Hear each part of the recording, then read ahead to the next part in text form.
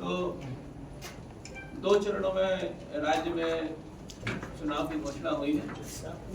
हम लोग के जिले में सभी 10 विधानसभा पहले चरण में चुनाव प्रस्तावित है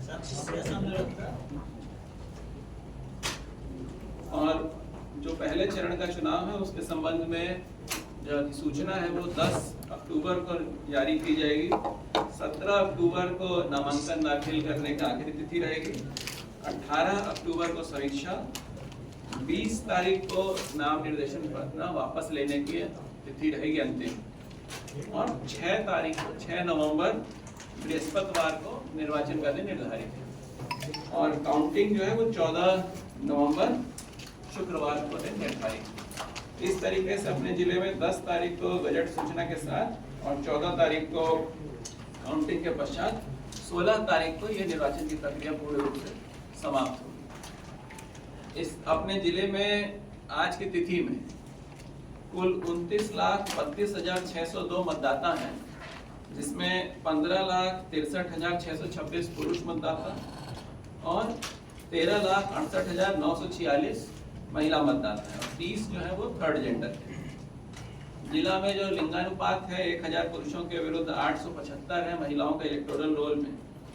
कुल 3603 मतदान केंद्र हैं सभी 10 विधानसभा में, जो कि 1762 भवनों में हैं लोग के।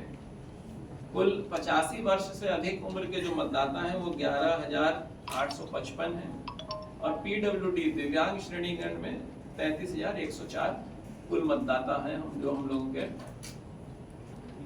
तो इलेक्टोरल रोल में आज की तिथि में है। चुनाव की घोषणा के साथ ही साथ आदर्श आचार संहिता भी आज से लागू हो जाएगी। इसके संबंध में सभी राजनीतिक दलों के साथ बैठक करके उनको अवगत करा दिया गया। इस आदर्श आचार संहिता के दौरान जो मुख्य रूप से जो बातें हैं वो ये हैं कि कोई भी राजनीतिक दल या व्यक्ति विशेष कोई भी ऐसी हरकत नहीं करेगा जिससे कि स्वच्छ और सुगम मतदान होने के में कोई अवरोध पैदा हो। एक बराबर प्लेटफॉर्म मिलेगा, चाहे वो कोई निर्दलीय कैंडिडेट हो या सत्ताधारी दल के कैंडिडेट हो, ताकि सभी लोगों को एक समान प्लेटफॉर्म मिलते हुए वो अपनी बातें रखें और स्वच्छ रूप से मतदाता जो है वो अपने मताधिकार का प्रयोग कर सकेंगे। कोई भी सभा, रैली, कोई भी कैंडिडेट अगर यहाँ राजनीतिक दल करना चाहते हैं तो उनको संबंधित निर्वाची पदाधिकारी से परमिशन लेने के पश्चात ही वो इस तरीके का सभा या राजनीतिक जो रैली है उनका आयोजन कर सकेंगे। जिले में आज से BNSS भारतीय नागरिक सुरक्षा संहिता के तहत की धारा 163 लागू कर दी गई है, जिसको आप लोग पहले आम भाषा में धारा 144 के रूप में जानते थे, जिसके तहत जो निषेधाज्ञा है वो लागू है। उस निषेधाज्ञा में 5 या 5 से अधिक जो लोग हैं वो उनपे एकत्रित होने पे रोक है, जो कि इस तरीके के कार्यक्रम राजनीतिक कार्यक्रमों में या उससे संबंधित भागों में करेंगे। उसका एक बार ड्राफ्ट पढ़ के बता। ये जो निषेधाज्ञा है ये इसमें कोई भी शस्त्र इसको कैरी करने में या इसको ले जाने में प्रतिबंध रहेगा, सिवाय जो लोग कर्मी अपनी ड्यूटी कर रहे हो या कोई जो अगर जो सिख संप्रदाय के लोग हैं उन लोगों के लिए इसमें फ्रीडम रहती है, या वैसे लोग जिनको भी अगर आदेश दिया गया हो कि वो लोग अपना शस्त्र सत्यापन के क्रम में या शस्त्र शाखा में या कहीं जो शस्त्रालय में जमा करने के लिए ले जाना चाहते हैं।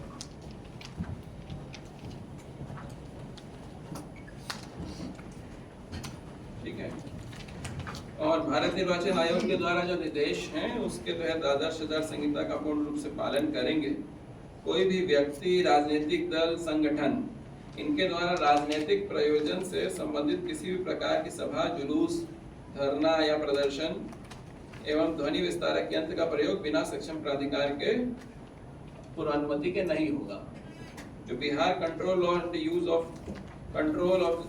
And use and play of loud speaker act है, उसके तहत रात्रि के 10 बजे से सुबह 6 बजे तक लाउड स्पीकर का प्रयोग वर्जित रहेगा। उस ड्यूरेशन में कोई परमिशन किसी तरह की नहीं दी जाएगी। कोई भी व्यक्ति या राजनीतिक दल अथवा कोई भी संगठन किसी प्रकार का पोस्टर, प्रचार आलेख फोटो आदि किसी व्यक्ति विशेष के विरुद्ध आपत्तिजनक पर्चा या आलेख इस तरह का प्रकाशन नहीं करेंगे, जो कि आचार संहिता के उल्लंघन में। कोई भी व्यक्ति किसी धार्मिक स्थल का उपयोग राजनीतिक प्रचार के लिए नहीं करेंगे एवं सांप्रदायिक भावना को भड़काने के कार्य में नहीं करेंगे। कोई भी व्यक्ति राजनीतिक दल या संगठन मतदाताओं को डराने, धमकाने एवं किसी प्रकार के प्रलोभन में लाने के लिए कोई कार्य नहीं करेंगे। और साथ ही साथ प्रदूषण फैलाने वाले जो प्रचार सामग्रियां हैं उनके इस्तेमाल पर भी राजनीतिक दलों को इसमें रोक रहेगी। जैसा कि मैंने बताया कि शासकीय कार्य में प्रतिनियुक्त दंडाधिकारी या पुलिस पदाधिकारी जो हैं, इन पे अग्नेयास्त्र के उपयोग या निषेधाज्ञा उन पे लागू नहीं होगी। सिख धर्मावलंबियों के जो कृपाल धारण करने वाले हैं या कोई ऐसे धार्मिक व्यक्ति जो परंपरा अनुसार धारित किए जाने वाले शस्त्र हैं, वो इस निषेधाज्ञा के परिधि के बाहर रहेंगे। शव यात्रा, धार्मिक अनुष्ठान, सामाजिक शादी विवाह या सांस्कृतिक जो जुलूस कार्यक्रम है उस पे निषेधाज्ञा के परिधि के बाहर रहेंगे। और अगर कोई भी व्यक्ति जो अपना शस्त्र सत्यापन जिनके पास है, लाइसेंसी शस्त्र हैं, उनको अगर करेगा तो उस पे ये निषेधाज्ञा को छूट रहेगी। तो ये इस तरीके से एक माहौल यहाँ पे हम लोग का निर्मित होगा जिसमें कि मतदाता बिना किसी प्रलोभन के शांतिपूर्वक अपने मताधिकार का प्रयोग करेंगे और एक स्वच्छ वातावरण में इसमें होगा। इस चीज को सुनिश्चित करने के लिए आज से हमारे जितने भी फ्लाइंग स्क्वाड हैं, वीडियो सर्वेलेंस टीम है, ये सारी चीजें टीम्स आज से हम लोग की चालू हो जा रही है। साथ ही साथ जितने चेक पॉइंट हैं वो भी हम लोगों के जो गजट नोटिफिकेशन है उसकी तिथि से वो भी चालू हो जाएंगे। सभी टीम्स को ये हम लोगों ने डायरेक्ट किया है और ट्रेन किया है पिछले कुछ दिनों में कि किस तरीके से वैसी सामग्रियों और वैसी चीज़ों को खासतौर से देखना है, रोकना है जो कि निर्वाचन में प्रलोभन के रूप में इस्तेमाल की जा सकती है। आम लोगों को परेशानी ना हो इसके लिए भी सभी को ट्रेन किया गया है और लोगों में भी इस चीज़ की एक जागरूकता होनी चाहिए कि किस तरीके से या क्या चीज़ें परिधि के में है और ख़ास तौर से जो कैश का मूवमेंट है इन सब चीज़ों के लिए। तो आम तौर पे जो मानक है उसके अनुसार इस तरीके से है कि अगर कोई भी व्यक्ति 50,000 रुपये से ज़्यादा का कैश अगर लेके जा रहा है तो उसको एक जस्टिफिकेशन उसका रहना चाहिए कि वो पैसा कहाँ से आया या किस प्रयोजन के लिए ले जा रहे हैं। जो संबंधित मजिस्ट्रेट या जो जांच दल रहेगा उसको संतुष्ट करके उसके बाद उसको ले जा सकते हैं। लेकिन अगर 10 लाख रुपए से ज़्यादा का कैश मिलता है तो उस केस में फिर उसको इनकम टैक्स के अधिकारियों को हम लोग को उसको सूचित करना है। अगर कोई ऐसी परिस्थिति आती है जिसमें कि अगर कोई नकद या कोई आपत्तिजनक सामग्री या कैश मान लीजिए या कोई डायमंड ज्वेलरी ये सब टाइप की चीज़ या गोल्ड का सामान है और वो उस समय संतुष्ट नहीं कर पाते हैं तो जो हमारे मजिस्ट्रेट हैं वो उसको जब्त करेंगे और उनको एक रिसीविंग उपलब्ध कराएंगे कि आपसे इतना सामान उपलब्ध जब्त किया गया है और उनको 24 घंटे के अंदर जिला में उप विकास आयुक्त की अध्यक्षता में समिति है जिसमें वो आकर अपना पक्ष जो कागज है संबंधित उसको रखेंगे। उनके कागज को संतोषप्रद पाया जाएगा तो उसको तुरंत रिलीज करने का आदेश दे दिया जाएगा। ये प्रक्रिया हम लोगों ने अपने सभी मजिस्ट्रेट्स को बताई है। मेरे ख्याल से ये सभी लोगों को आपके माध्यम से भी जानकारी रहे कि अगर वैलिड सोर्स है तो उनको किसी तरह की कोई घबराने की बात नहीं है, लेकिन अगर कोई वैलिड सोर्स उनका नहीं है, जस्टिफिकेशन नहीं है, तो भी उनको एक पर्याप्त मौका दिया जाएगा। तब भी अगर वो नहीं कर पाते हैं तो फिर उसको सीजर करते हुए फिर आगे की उसमें जो कानूनी कार्रवाई है वो की जाएगी। सभी प्रकार के जो डिफेसमेंट हैं संपत्ति विरूपण के वो अगले 72 घंटे में हम लोग उसको पूर्ण रूप से समाप्त करेंगे और राजनीतिक दलों के भी जितने प्रतिनिधि आए थे उनसे भी ये इस बारे में निर्देशित उनको भी किया गया है कि अगर उनके द्वारा जो कहीं पोस्टर्स बैनर लगाए गए हैं तो वो स्वयं भी उसको अगले 72 घंटों में पूर्ण रूप से हटा दें। 24 घंटे में सरकारी संपत्ति पे, 48 घंटे में सार्वजनिक जगह पे और 72 घंटे में निजी स्थानों में इसको हटाने के लिए आयोग के द्वारा निर्देश दिए जाते हैं। साथ ही साथ किसी भी तरीके का जो कोई प्रचार सामग्री है, पैम्पलेट या कुछ कागज छपने हैं, तो जिस भी प्रेस से छपते हैं उस प्रेस को इसमें डिटेल देना या उसकी विवरणी अंकित होना उसमें कंपलसरी है। अगर XYZ प्रेस है तो प्रेषक XYZ प्रेस करके और उसका जो संपर्क नंबर है वो उसमें रहे ताकि ये पता चल सके कि ये जो बैनर फ्लैक्स है वो किसके द्वारा इसको बनाया गया है या छापा गया है, ये जरूरी है। इसके अतिरिक्त जो आप सब लोगों से संबंधित है, मीडिया से संबंधित और मुख्य निर्वाचन आयुक्त महोदय के द्वारा भी प्रेस कॉन्फ्रेंस में ये बताया गया और जो बैठक हुई थी हम लोग की उसमें भी ये बताया गया था कि मीडिया के जो हमारे जो प्रतिनिधिगण हैं उनको चुनाव के दिन के संबंध में जो पासेज हैं वो उपलब्ध कराए जाएंगे और उसमें बहुत स्पष्ट रूप से लिखा रहेगा कि आप कहाँ तक जा सकते हैं, क्या चीज़ें पूछ सकते हैं, क्या नहीं।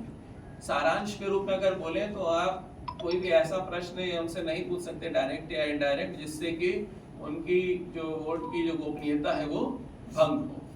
साथ ही साथ वोटिंग करते समय उनके जो किनको उन्होंने वोट किया ये चीज़ जान भी उसकी वीडियोग्राफी या रिकॉर्डिंग उसको नहीं कर सकते हैं।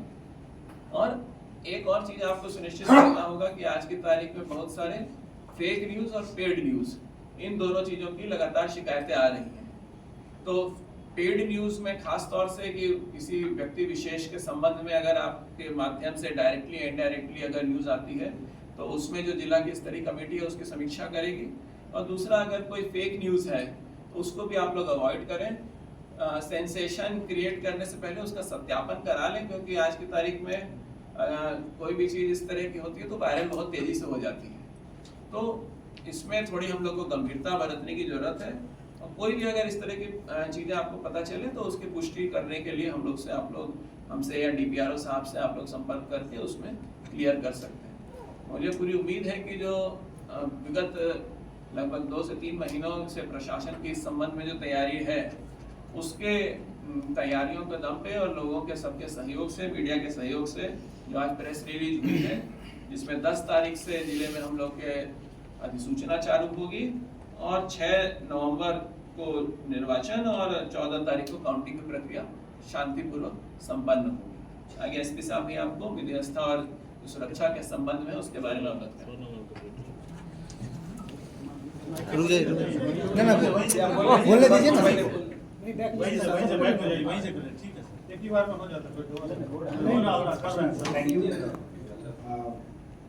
Thank you sir. जैसा कि आप सभी को विदित है कि जो पुलिस है उसका कार्य शांतिपूर्ण तरीके से स्वच्छ प्रक्रिया के तहत भय रहित वातावरण में निर्वाचन को संपन्न करना है और उन सभी कारकों को नियंत्रित और समाप्त करना है जो या तो लाभ या प्रलोभन का कारक बन सकते हैं या भय अथवा दबाव का कारक बन सकते हैं। आप सभी को यह भी विदित है कि माननीय निर्वाचन आयोग के निर्देशानुसार लगभग 6 माह पूर्व से निर्वाचन की तैयारियों की प्रक्रिया प्रारंभ हो जाती है। इस रूप में निर्वाचन की जो तैयारियां समस्तीपुर पुलिस ने की हैं उसके तहत 17,000 से अधिक लोगों के विरुद्ध प्रिवेंटिव प्रपोजल्स हम लोगों ने भेजे थे, जिनमें से 10,238 लोगों के विरुद्ध बाउंड डाउन की कार्रवाई की गई है 126 और 135 BNSS के तहत, जिसको पूर्व में आप लोग 107, 116 की कार्रवाई के नाम से जानते हैं। हैबिचुअल ऑफेंडर्स के लिए भी प्रिवेंटिव प्रपोजल्स भेजे गए हैं और जिले के अंतर्गत जो भी प्रोक्लेम्ड ऑफेंडर्स हैं, जो हिस्ट्री शीटर्स हैं, गुंडा पंजी में जो लोग जिनका नाम दर्ज है, उन लोगों की रेगुलर प्रेजेंस पिछले 1 माह से कुछ इंश्योर की जा रही है और अगले 1 माह तक लगातार उन पर निगरानी रखी जाएगी और या तो उनके स्थानीय थानों में अथवा जैसा जिला पदाधिकारी महोदय का उन CCA के प्रस्तावों में आदेश हुआ है, संबंधित थानों में जिनमें थाना बदल करते हुए अथवा जिला बदल करते हुए उनकी उपस्थिति के आदेश निर्गत किए गए हैं, उन सभी जगहों पर उनकी उपस्थिति सुनिश्चित की जाएगी। आर्म्स डिपोजिशन हम लोगों का 25% है और चूंकि निर्वाचन की घोषणा हो गई है और तारीख तय हो गई है, इसलिए जो स्क्रीनिंग कमेटी है उस स्क्रीनिंग कमेटी के निर्देशानुसार अगले 1 माह में जहां भी आवश्यकता होगी हम लोग आर्म्स डिपॉजिट करवाएंगे। जैसा कि जिला पदाधिकारी महोदय ने आप लोगों को बताया कि जो हम लोगों का SST, FST, चेक पोस्ट वगैरह का मैकेनिज्म है वो आज से अपने प्रभावी रूप में लग जाएगा। इसके लिए जो भी बल स्थानीय स्तर पर या बाहर से हम लोगों को आवश्यकता है वो निर्वाचन आयोग द्वारा हम लोगों को उपलब्ध करा दिया गया है, उसका भी इफेक्टिव यूज हम लोग करेंगे। मुझे आशा है कि शांतिपूर्ण, स्वच्छ और पारदर्शी चुनाव प्रक्रिया में मीडिया बंधुओं का भी समस्तीपुर पुलिस और प्रशासन को सहयोग मिलेगा। Thank you.